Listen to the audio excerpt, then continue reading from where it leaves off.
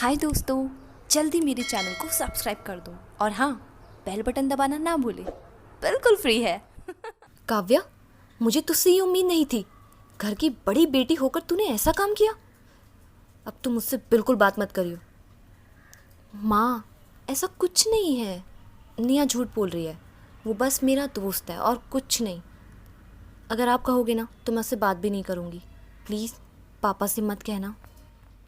नमस्कार दोस्तों, मैं अलका ठाकुर स्वागत करती हूँ आपका मेरे चैनल में, जहाँ हम सुनते हैं प्यार भरे किस्से हमारी यादों की डायरी से। काव्या अपनी मम्मी के पैर पकड़ के बहुत रो रही थी। एक तरफ निया खड़े हुए ये सारा नज़ारा देख रही थी। काव्या की मम्मी ने उससे बात करना बंद कर दिया। काव्या निया से बहुत नाराज़ थी।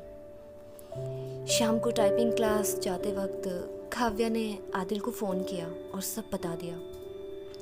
आदिल बहुत अपसेट हुआ।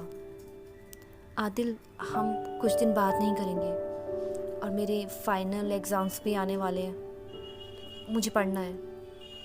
मैं वैसे भी बहुत अपसेट हूँ क्योंकि मम्मी मुझसे बात नहीं कर रही है। कुछ दिन काव्या ने आदिल से बात नहीं की।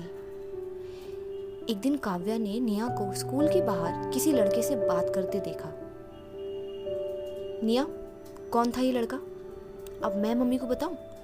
मेरी और मम्मी का रिलेशन खराब करके तू यहाँ अपनी लाइफ में खुश है ना? निया ने काव्या से सॉरी कहा, माफ़ी मांगी। काव्या, मुझे लगा था तूने मेरा प्यार छीन लिया। मैं गलत थी। I am sorry. ये मेरा दोस्त है, मुझे बहुत लाइक करता है। मैं मम्मी से बोल दूंगी कि मैंने गुस्से में कह दिया था। तो प्लीज़ मत कहना कुछ। दोस्तों, अब दोनों बहनें एक दूसरे की छुपाने में लगी थी और बहुत अच्छी दोस्त भी बन गई थी। काव्या इस बात से खुश थी कि निया समझ गई, पर उसे आदिल की बहुत याद आती थी। पर अपने आप को समझाया और फाइनल एग्ज़ाम्स की तैयारी में लग गई। फाइनल ईयर के एग्ज़ाम्स हो चुके थे, काव्या के 12th के और निया के 11th के। रिजल्ट आने में अभी 2 मंथ का टाइम था। काव्या अपनी बुआ के यहाँ रहने चली गई और जाते ही वो सबसे पहले आदिल से मिली। इतने टाइम बाद आदिल को देख के काव्या रो पड़ी, उसे गले लगाया। दोनों एक दूसरे की बाहों में गुम थे। मैंने तुम्हें बहुत याद किया। मैंने भी। काव्या आदिल एक दूसरे के साथ टाइम स्पेंड करने लगे। अब तो कभी कभी निया भी काव्या के साथ डेट पर जाती थी, अपने बॉयफ्रेंड के साथ। प्यार का सिलसिला चलता रहा। कुछ टाइम बाद काव्या का रिजल्ट आया, वो पास हो गई थी। खुशी से काव्या सीधा दिल्ली के अंबेडकर कॉलेज से फॉर्म ले आई कि अब वो कॉलेज लाइफ एंजॉय करेगी। घर आई, सामने पापा बैठे थे। पापा, इस फॉर्म पर साइन कर दीजिए ना, फर्स्ट ईयर में एडमिशन लेना है। काव्या के पापा ने फॉर्म लेकर फाड़कर फेंक दिया। काव्या हैरान हो गई। हमारे घर की लड़कियां कॉलेज नहीं जाती, वहाँ का माहौल पता है मुझे। तुझे कोर्स करना है कर, पर दोबारा कॉलेज जाने का नाम मत लेना। पापा बहुत गुस्से में थे। एक्चुअली काव्या के पापा रूढ़िवादी फैमिली से थे और उनके ख्याल भी कुछ वैसे ही थे। काव्या बहुत रोई। उसके सारे दोस्त कॉलेज जा रहे थे और वो ब्यूटिशियन का कोर्स सीखने लगी, फिर कंप्यूटर क्लास, और समय बीतता गया। अब काव्या और आदिल के प्यार को 6 साल हो चुके। काव्या अब हमेशा आदिल से शादी की बात करती थी।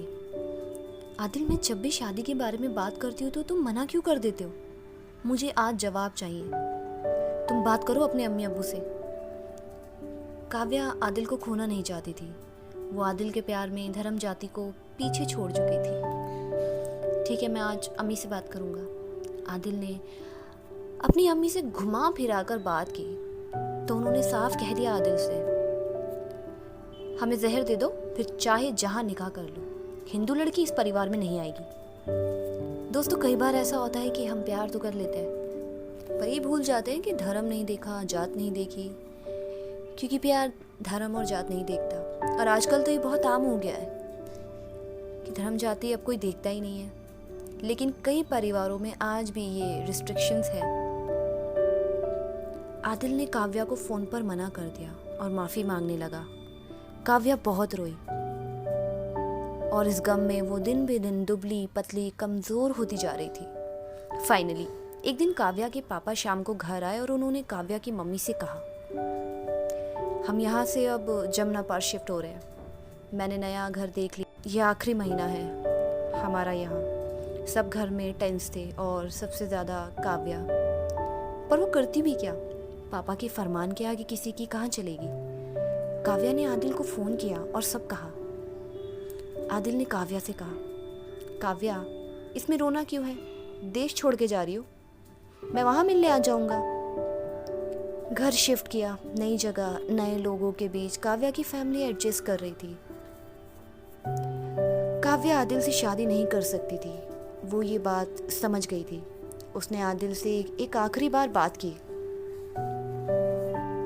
आदिल, जब ये रिश्ता आगे नहीं बढ़ सकता तो बेकार है हमारा बात करना। अब हमें बात नहीं करनी चाहिए।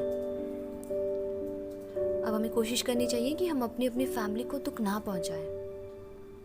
काव्या और आदिल कुछ टाइम के लिए अपनी अपनी जॉब में बिजी हो गए और थोड़ी प्रैक्टिकल भी। आदिल ने काव्या से और काव्या ने आदिल से बहुत प्यार किया। इनके प्यार में ना कोई धोखा, ना कोई झूठ, ना कोई फरेब था। आदिल काव्या की बहुत रिस्पेक्ट करता था और उसे कहता था, चाहे लाइफ में कोई भी आ जाए काव्या, पर मैं तुम्हें हमेशा चाहूँगा और रिस्पेक्ट करूँगा। और दोनों आज बहुत अच्छे दोस्त हैं। एक्चुअली उन्हें दोस्त भी नहीं कह सकते और ना कपल कह सकते। उनके प्यार और दोस्ती को आज 13 साल हो गए हैं फ्रेंड्स। काव्या और आदिल ने बहुत समझदारी से एक अच्छे मुकाम पर रखा है, वरना कितने कपल ब्रेकअप के बाद एक दूसरे की शक्ल भी नहीं देखते। लेकिन ये दोनों आज भी साथ हैं, पर इनके खास रिश्ते का कोई नाम नहीं है। लेकिन अंडरस्टैंडिंग लवर से ज़्यादा है। दोस्तों, ये कहानी सच्ची घटना पर लिखी हुई है। प्लीज़ लाइक कीजिए, कमेंट कीजिए, सुनते रहिए प्यार भरे किस्से with Alka Thakur. Take care, bye bye.